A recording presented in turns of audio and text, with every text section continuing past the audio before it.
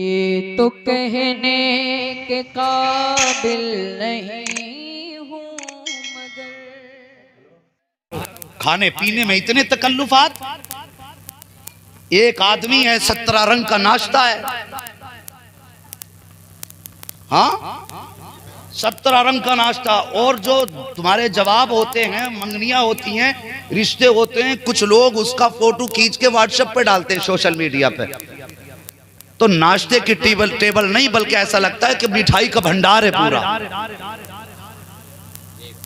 दो चीजें हमारे समाज में खून की रही है, एक तो जाहिलाना रस्में और दूसरे बात अहले सुन्नत के नाम पे बेजा खुराफात हैं। आज आदमी पैदा भी ढंग से नहीं हो सकता और मर भी नहीं सकता इज्जत से।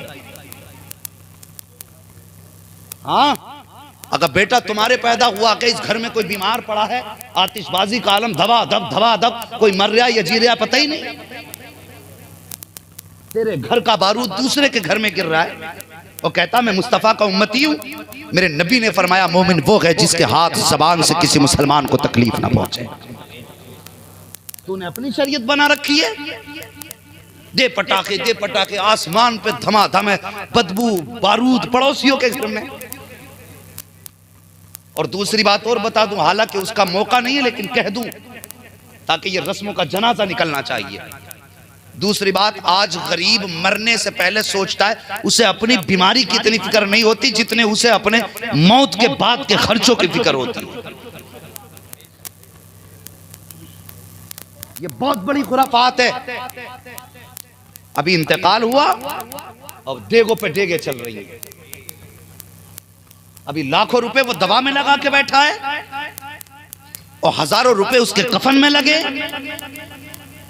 अभी बेवा के सीने से भी शौहर की जुदाई का गम हल्का तो क्या साहिब, अभी तो उसकी निगाहों के सामने उसके शौहर का जनाजा है। और हमारी कौम के इज्जतदार लोग कहते हैं पूछो कितने भगोने बनेंगे।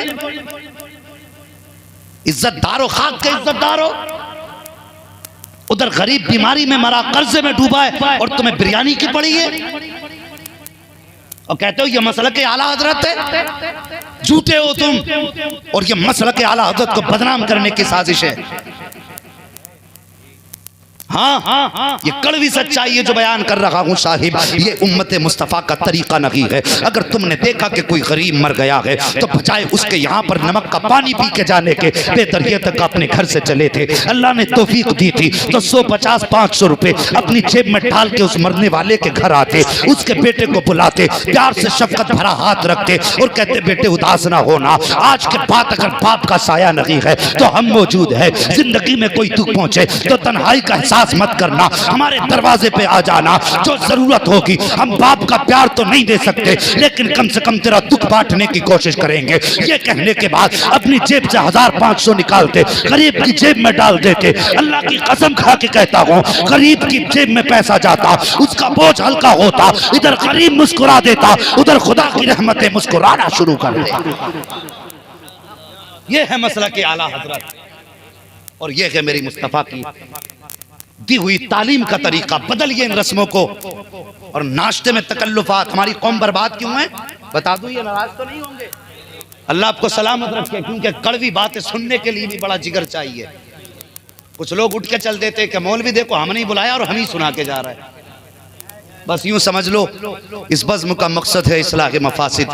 नश्तर जो लगाता है वो दुश्मन नहीं होता। अगर डॉक्टर ऑपरेशन करता है तो तुम्हें मारने के लिए नहीं, तुम्हें बचाने के लिए करता है जी।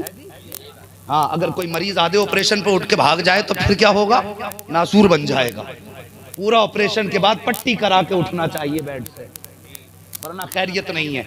बस तवज्जो कर लीजिए, मैं जो बात अर्ज कर रहा था, दुरूद पाक पढ़िए सल्लल्लाहु अलैहि वसल्लम। मैं अर्ज कर रहा था साहिब, ये बेजा तकल्लुफात, हमारी कौम सबसे पीछे क्यों है। अभी हम बैठे हुए थे, तबसरा चल रहा था और अक्सर मैं इन बातों को सोचा करता हूं। हम ज्यादातर तवज्जो जो देते हैं ना अपनी नाक और मूंछ पे देते हैं, ज्यादातर तवज्जो नाक और मूंछ पे। हाँ एक मेहमान आया 7000 का उसके लिए नाश्ता, अगर वो 2 बार आ गया तो 14,000 का, और उस जैसे 7 और आ गए तो फिर हिसाब लगा लो। जितने पैसों का नाश्ता हमारी कौम में होता है ना, उतने पैसे में अपने एक बेटे को हम MBBS डॉक्टर बना सकते हैं अगर पढ़ाने पे आ जाए तो। लेकिन वाह, हमारी कौम का भी अजब खुमार है। पहली बात तो पढ़ाते नहीं, अगर पढ़ाते हाई स्कूल करा लिया तो कहते लल्ला खूब पढ़ गया घर का, अब जरूरत नहीं है, पढ़ गया अब दुकान कर ले। ये जो फालतू के खर्चे ये खत्म करो, बच्चों को पढ़ाओ, आगे बढ़ाओ, अच्छी जिंदगी दो। और निकाह में टारगेट रहता कि इतना कमा लूं कि बेटे की शादी धूमधाम से करूंगा। ये नहीं सोचता इतना कमा लूं कि बेटे को भी बिजनेस कराऊंगा और उसकी नस्लों के भी खाने पीने का इंतजाम होगा। ये नहीं सोचता पैदा होने के बाद ख्वाब रहते बिया करूंगा, बिया हो जा तो फिर ये ख्वाब रहते कमाने में कि इतना कमाऊंगा बच्चों की शादी करूंगा। बच्चों की कर लेता तो कहता अब अल्लाह पोते की ओर दिखा दे। सारी शादियां कर डाली, जैसा पैदा हुआ था आज भी वैसे ही नंगा बैठा, उसमें ही गिर गया, उसमें ही और मर गया उसमें ही। साहिब मेहरबानी करो, आप अपने बेटी को जहेज में देना चाहते हो ना तो कैश दो, और मांगने वाले को तो बेटी मत दो। वो रिश्तेदार नहीं है, वो खरीदार है, खरीदार। और कसाई कभी बकरी का नहीं होता है, ये याद रखना। वो माल अच्छा देखता है, उसे घर में बांधता नहीं है। मेहरबानी करना, मांगने वाले को कभी बेटी मत देना। और जो मांग के लेके जा रहा है सुनो, वो अल्लाह के फरमान के भी खिलाफ कर रहा है, रसूल की तालीम के भी खिलाफ कर रहा है। और आखिरी फाइनल बात बता दूं, जो खुदा और रसूल का नहीं हो सकता वो मुस्तफा के उम्मती का कभी हो ही नहीं सकता। बेटी मत दो, धक्का दे के निकाल दो। अगर कोई कहे ये फरमाइश है, कह दो साहिब हमें बिरादरी में शादी करनी है, भिखारियों में शादी नहीं करनी। ये कह के धक्का दिया करो ताकि नशा उतर जाए। लेकिन इसके बरक्स एक बात और कह दूं, कुछ बेटियों वालों के भी बड़े दिमाग खराब। रिश्ते से पहले कहते हैं रिश्ता करा तो 10 लाख देंगे, अभी उसने मांगे ही नहीं, ये पहले ही कह रहे हैं, डिमांड पहले ही रख दे, इतना करा तो हम दे देंगे। दूल्हा क्या देख रहा है, ये देख रहा है कि पूरा ये पका पकाया तरबूज मिल जाए, पूरी कीमत देने तैयार नहीं। साहिब आप बेटे तलाश करते हो, बेटियों के लिए ऐसे तलाश करो जिनकी अदाएं मुस्तफ़ा से मिलती हों, जिनकी अदाएं मुस्तफ़ा जाने रहमत के जलवों का मरकज़ बनी हुई हों, जो चलते हों तो मुस्तफ़ा की अदाएं नज़र आती हों, जो बोलते हों तो मुस्तफ़ा की वफ़ाएं नज़र आती हों, जिनकी ज़िंदगी सजदों में गुजरती हो, जो मस्जिदों को आबाद करके रहा करते हों। याद रखो, आज दुनिया घर देख के जाती है, घर कैसा है, फिर कहते हैं लड़का कैसा है, लड़की कैसी है, जहेज कितना मिलेगा, दौलत क्या मिलेगी, हम इसी पे मर गए। याद रखो, रिज़्क़ उतना की मिलना है जितना परवरदिगार अता फरमाए। किसी के देने से भला, किसी के देने से भला वो ही नहीं बोलेंगे जो खा के बैठे हैं या खाने के इंतजार में बैठे हैं। किसी के देने से भला नहीं होता है। मेरे नबी ने फरमाया, जो ये सोच के अमीर लड़की से शादी करे कि मैं इससे शादी करूंगा तो अमीर हो जाऊंगा, मेरे मुस्तफ़ा फरमाते हैं वो उस वक्त तक नहीं मरेगा जब तक अल्लाह उसे मोहताज ना बना देगा। हाँ याद रखो, जमीन और जमा आसमान ये सब अपना जगह अपना ठिकाना बदल सकते, मेरे मुस्तफा का फरमान नहीं बदल सकता। हाँ साहिब बस इतनी बातें मुझे आपसे कहनी थी। हालात अच्छे करो। मेरे नबी ने बेटी का निकाह किया, 2 बेटियों को मेरे नबी ने रुखसत किया। एक बेटी को अली के घर रुखसत किया, दूसरी बेटी को कब्रिस्तान की तरफ रुखसत किया। दोनों रुखसती बड़ी अजीम है। बस ये बात बता दूं, वरना सलाम पढ़ लीजिए, आपकी मर्जी है। मैं तो इसलिए पूछ रहा हूं, ठंड तो नहीं लग रही है? हाँ बस अल्लाह सलामत रखे। इधर वाले सिर्फ बोले सुभान अल्लाह। नहीं जी चच्चा हार रहे हो पीछे पीछे, देखो कोई बात नहीं है, जरा जोर से बोलो या रसूल अल्लाह। है जी कहीं से रहूं बोल आप रहे, कोई भी बोल गया मेरा काम हो गया। मेरे नबी की जिंदगी आप देखिए, नबी क्या ना दे देते बेटी को, सब कुछ दे सकते थे, है सब कुछ दे सकते थे, जो चाहते दे देते। हजरत अली आए रिश्ता मांगने के लिए, नबी की चौखट पर बैठ गए। आका ने फरमाया अली कैसे आए? सरकार यूं ही। अली बोलो क्या चाहते? आका हिम्मत नहीं है। बोलो हिम्मत नहीं है। कहा बता दो ना। कहा आका जो मेरे दिल में है वो आप बेहतर जानते हैं। सुभान अल्लाह। हजरत अली अकीदा देखो हजरत अली का, पजामे वाले मिल जाएं तो लात घूम से मत करना। हाँ जी, वो उससे कोई नतीजा भी नहीं मिलता किसी को मार कूट के। हिदायत उसी को मिलती है जिसे परवरदिगार चाहता है।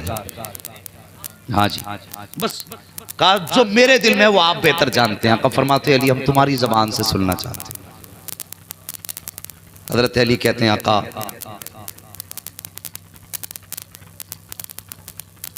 क्या कहें, शर्म आती है कहते हुए। मेरे नबी खुद मुस्कुराए एक रिवायत के मुताबिक और फरमाया अली अब तुम समझदार हो गए हो, जवान हो गए हो, जिम्मेदार हो गए हो, तुम्हारा निकाह कर दिया जाए। हजरत अली रोए, कहते हैं आका ये बात तो वारिस किया करते हैं, बाप किया करते हैं, अली के तो बाप ही नहीं। आका मेरा तो सब कुछ आप है, जो चाहे फैसला फरमा दे। अल्लाह अकबर। मेरे नबी उठे, अपने घर तशरीफ लाने लगे। जिब्रील अमीन आ गए। किधर जा रहे हैं आका? फातिमा से इजाजत लेने, पूछने। आका फरमा जैसे इतना फरमाया आका ने, जिब्रील कहने लगे आका रब ने फरमाया जमीन पर फातिमा के लिए इस वक्त अली से बेहतर कोई लड़का है ही नहीं।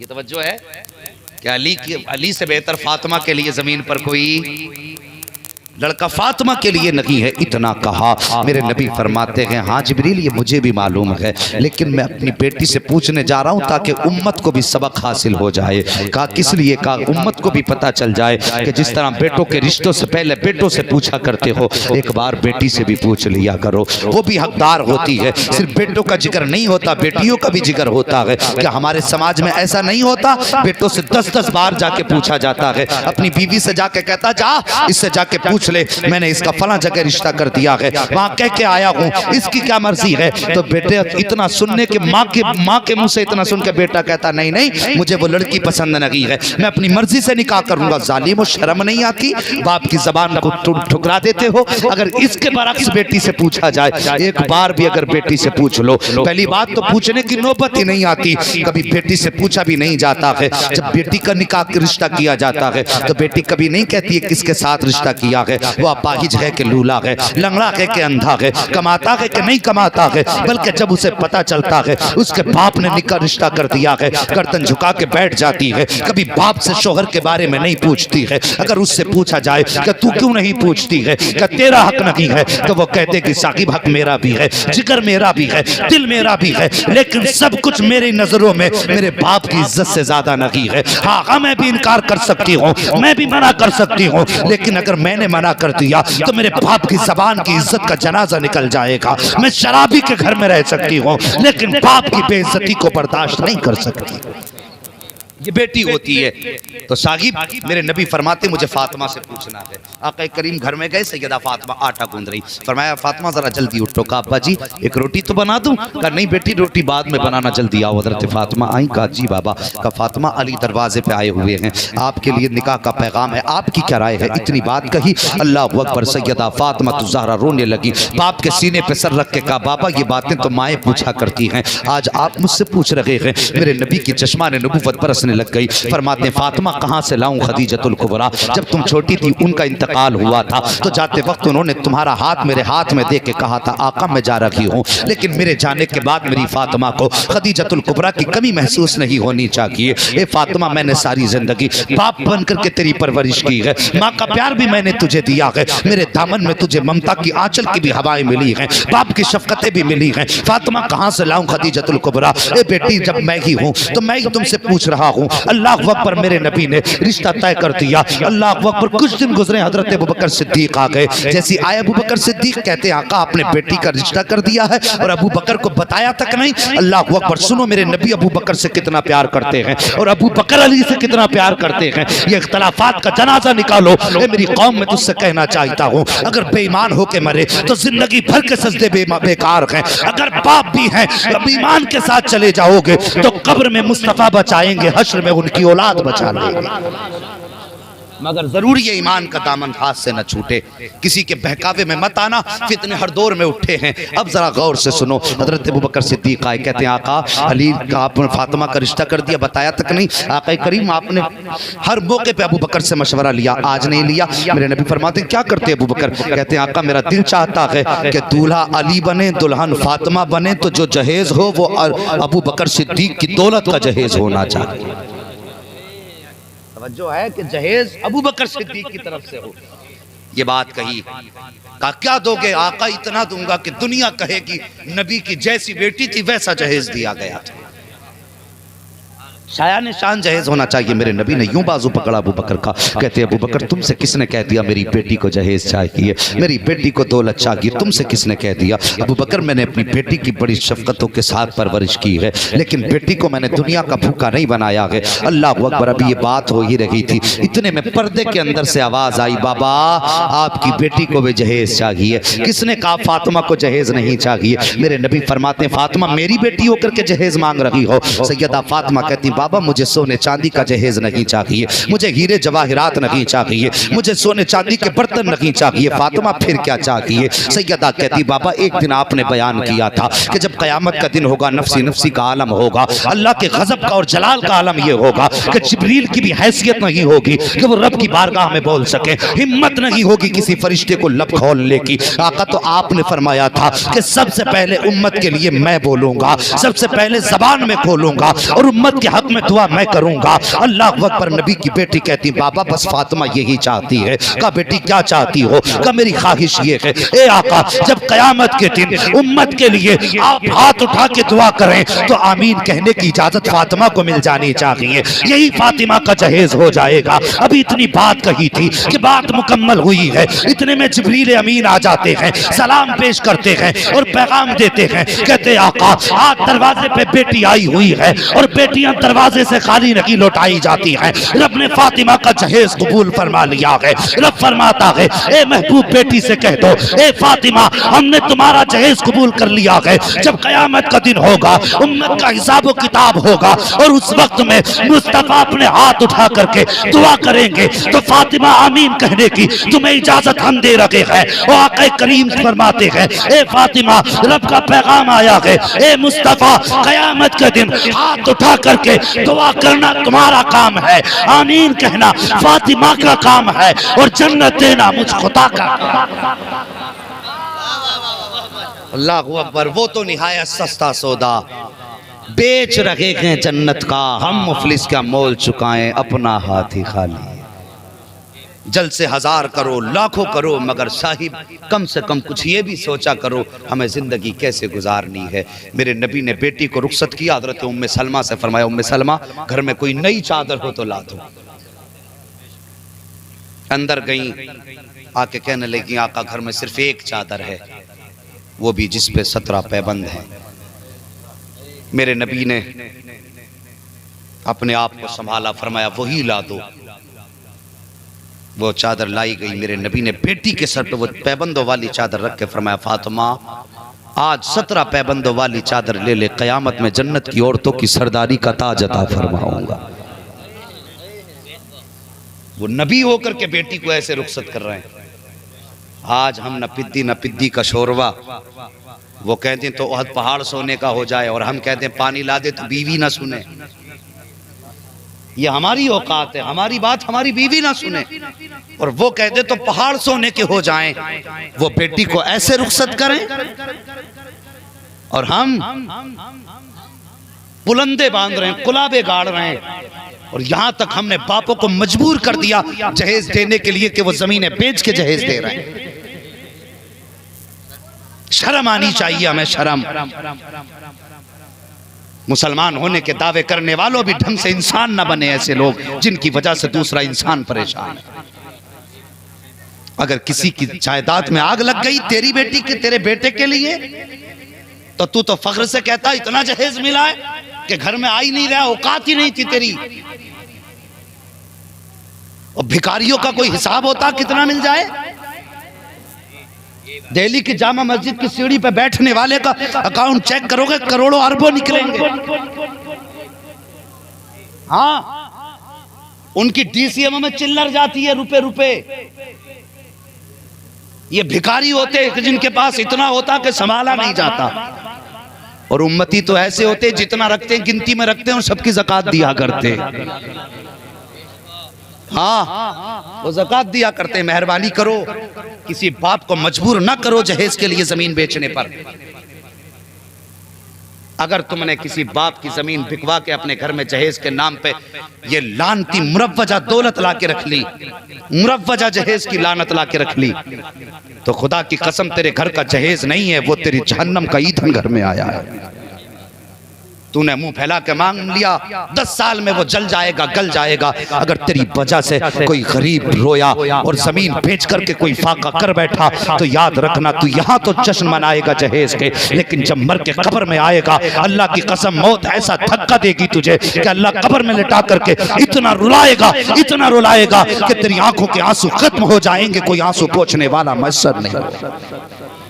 खुदारा किसी को रोने का मौका ना दो, बल्कि रोते हुए को हंसा दो। अगर दुनिया से रोते हुए जाओगे कब्र में बाद में पहुंचोगे, गुम्बद खजरा वाला आका पहले तुम्हारी कब्र में आ जाएगा। आ गए कब्र में भी छुड़वाने, दर्द कितना है उम्मती के लिए, इतना काफी है जिंदगी के लिए, रख ले आका जो नौकरी के लिए। साहिब अपनी जिंदगी को मुस्तफ़ा के किरदार के मुताबिक कीजिए। मैंने इतनी देर गुफ्तगू की है, सारी गुफ्तगू का माहसल ये है कि हमें गरीबों को निभाना है। बोलो इंशाअल्लाह। अगर हक खाने का इरादा नहीं है तो बोलिए गरीबों को निभाएंगे इंशाअल्लाह। जवानों तुमसे गुजारिश है, जन्नत चाहते हो तो जिंदगी में सिर्फ एक काम कर जाओ, किसी गरीब बेटी को बिना किसी बोझ के अपने घर में ले आओ। खुदा की कसम तुम्हारे पास कोई और अमल हो ना हो, अगर अल्लाह इसी अमल को कबूल फरमा लेगा तो कयामत में ऐलान कर दिया जाएगा, तूने मेरी बंदी के सर से बोझ कम किया था, आज मैं तेरे सर से गुनाहों का बोझ खत्म कर दे रहा। बस वो तो निहायत सस्ता सौदा बेच रहे हैं जन्नत का, हम मुफलिस का मोल चुकाएं, अपना हाथ ही खाली है। बस रब ने फरमाया लक़द कान लकुम फ़ी रसूलिल्लाहि उस्वतुन हसना। साहिब जन्नत चाहते हो, महबूब का ज़िंदगी को अपनाओ। कुरान ने फरमाया मेरे महबूब की ज़िंदगी तुम्हारी ज़िंदगी के लिए बेहतरीन मशाले राग है, उनकी ज़िंदगी के लिए तुम्हारी ज़िंदगी के लिए बेहतरीन नमूना है।